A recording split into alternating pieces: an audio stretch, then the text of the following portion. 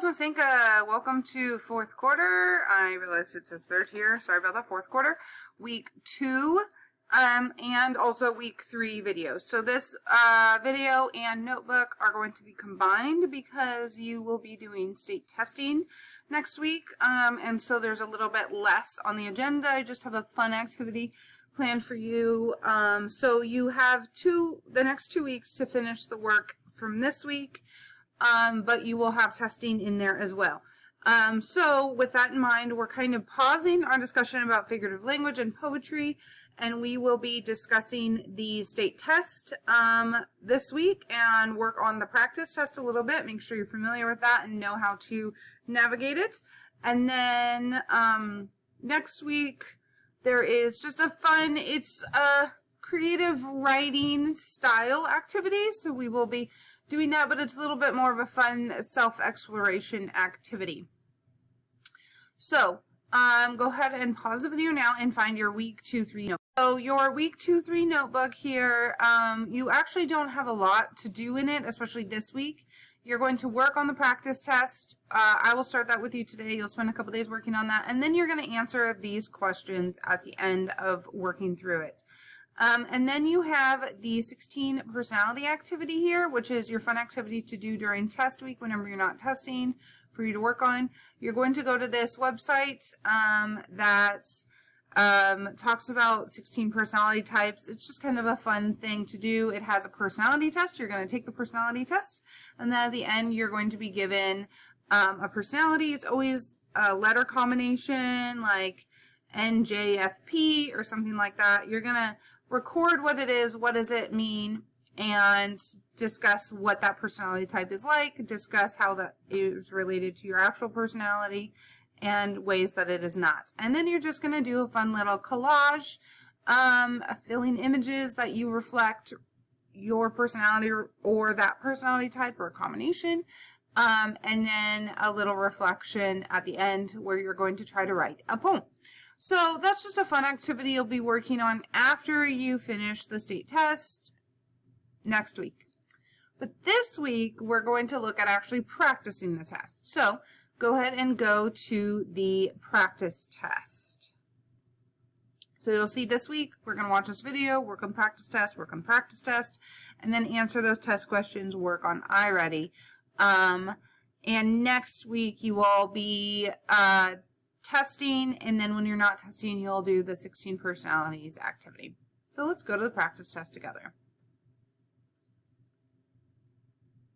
Hey, when you get to this, it's going to AK star summative. That is correct. Then click practice test. It will take a minute to load.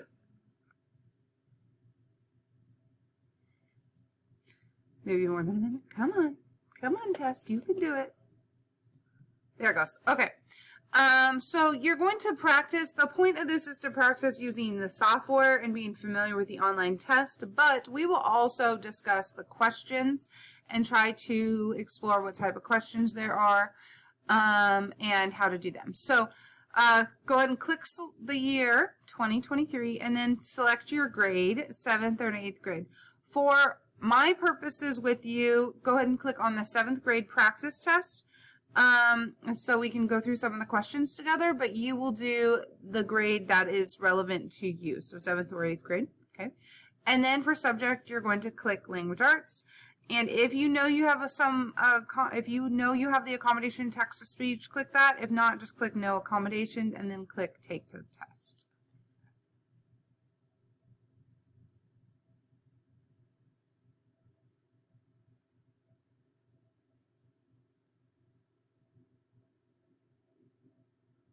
Okay, so this is a model of what the actual test will look like for you. There's some information at the beginning. You're just going to click next.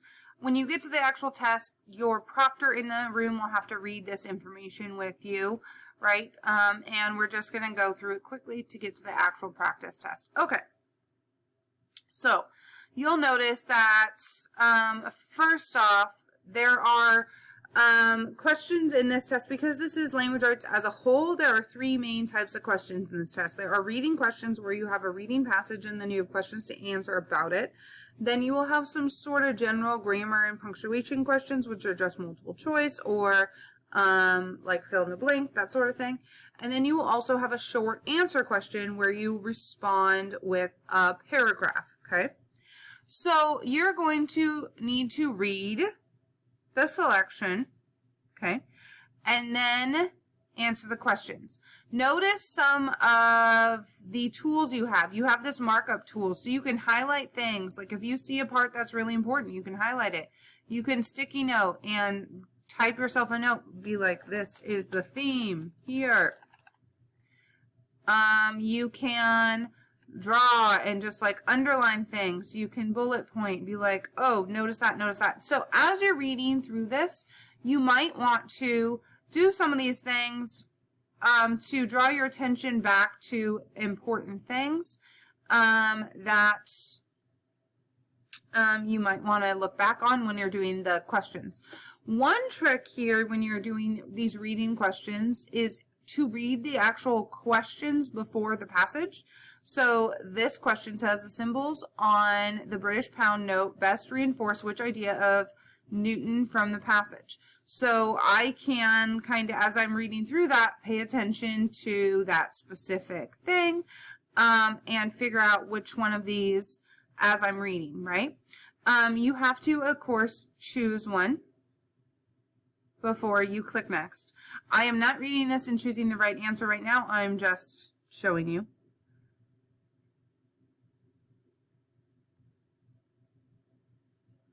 Okay, I'm going to just choose that.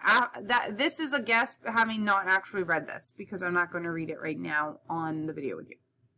Clicking next. Notice it will not let you go to the next one until you actually choose an answer. And then you have this type of question where it's a drop down in paragraph 3. The author explains that before 1662, counterfeits were able to, and then you choose the answers. This because of this. When there are two parts to a question like this, if you get the first part wrong, you will get the second part wrong. So make sure that the first part is correct. When you have the first part correct, the second one is usually easy to answer. Again, I'm just writing a random guess right now because I'm trying to go through and show you different things here. Okay. Another thing that you want to keep in mind is that you can change the color.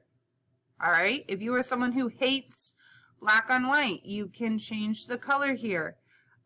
This would drive me crazy. I would not be able to read that. So I might do this. Okay, that looks okay to me. Oh, that looks better. Defaults, maybe just white on black. So explore those now because you'll want to find one that is the easiest for your eyes to focus on, since you will be taking this test for multiple hours in a row. Choose the color combination that makes it easier for you. If you have a hard time seeing something, use that magnify, right? You can make it bigger.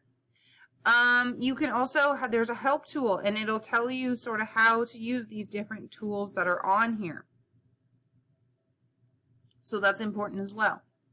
All right, so really make sure that you know how to use all the different tools. And I just made the tools go away, okay? But then I made them come back. And now we have these other options here. We have a choice eliminator, so I can be like, oh, it's definitely not that, and it's definitely not that. That's a good thing to use, especially because in multiple choice, there's almost always 2 incorrect answers right away that are obviously incorrect, and then there's 2 that are possible, okay? So that's a good thing to use as well. I'm just clicking a random one to choose next. I'm just clicking a couple random ones to get to other options here. Be very careful when you read the questions, see, because it says select 2 that show the best, which means that there might be 4 or 5 of these that could potentially answer this question, but when it says best, there's a couple that are better. It says 2, so click 2. When there is a part A, part B, you have to get part A correct because part B is reliant on your answer of part A, okay? Again, I'm just clicking at random to show you the different kinds of questions here.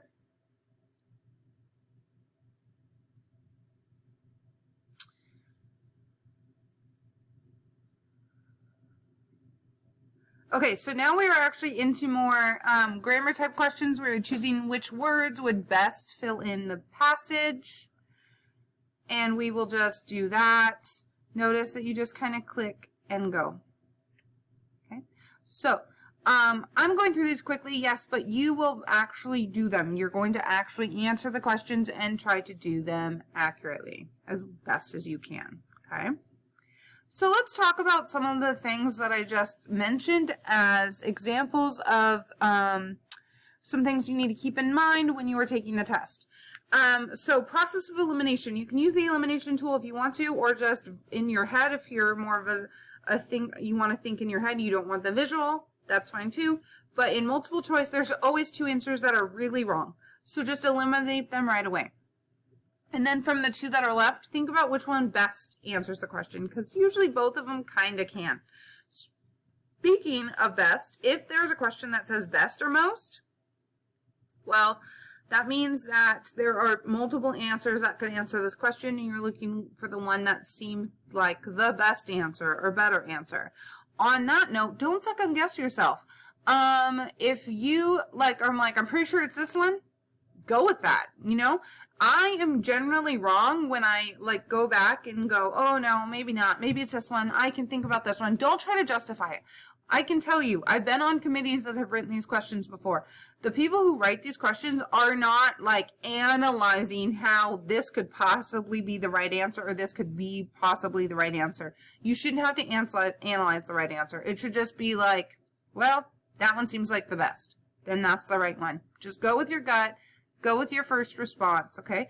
But make sure you read the entire question. If you miss something, you might accidentally mess up. It might say, which one does not best support?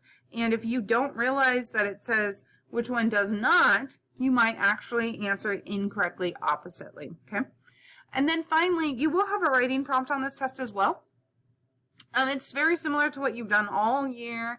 For me, is responding to something you read with an answer to a prompt question, and then use evidence from that reading.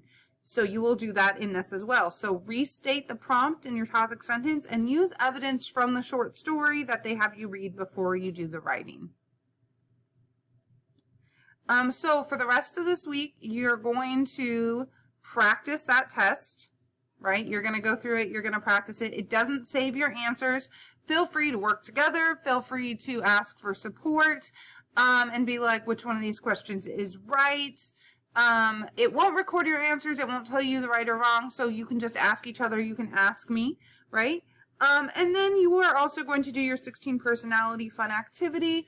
And that's kind of a fill-in activity when you have spare time when you're not testing. Okay.